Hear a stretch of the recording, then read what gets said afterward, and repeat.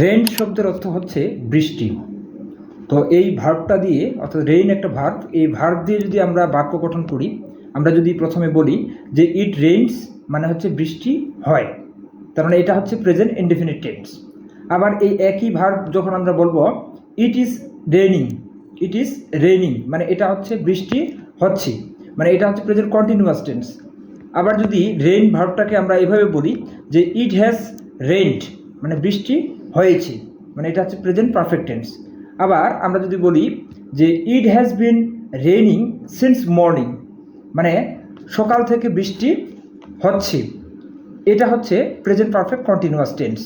তো মূলত আবার এটাকে আমরা এভাবে বলতে পারি it has been raining for 2 hours, মানে হচ্ছে 2 ঘন্টা ধরে বৃষ্টি হচ্ছে। তো আমি মূলত আমার প্রিভিয়াস যে রিলসগুলো আছে সেখানে বলেছিলাম যে সিন্স কোথায় বসে এবং হচ্ছে ফর কোথায় বসে, অর্থাৎ সংখ্যা যদি 1 2 3 4 5 বোঝায় সেক্ষেত্রে আমরা ফরকে বসাইতে পারি, আর যদি আমরা সকাল বিকাল দুপুর বোঝাই সেক্ষেত্রে কিন্তু আমরা হচ্ছে সিন্সকে ব্যবহার করব।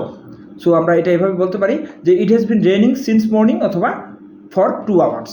তাহলে এই রেইন ভার্বটা দিয়ে আমরা হচ্ছে 4টা টেন্সের আমরা বাক্য গঠন করতে পারি। সো এভাবে যদি আমরা প্রত্যেকটি ভার্বকে গঠন করার চেষ্টা করি তাহলে আমাদের মনে হয় যে সহজ হবে আমাদের বাক্য গঠন করা। সো ধন্যবাদ সবাইকে।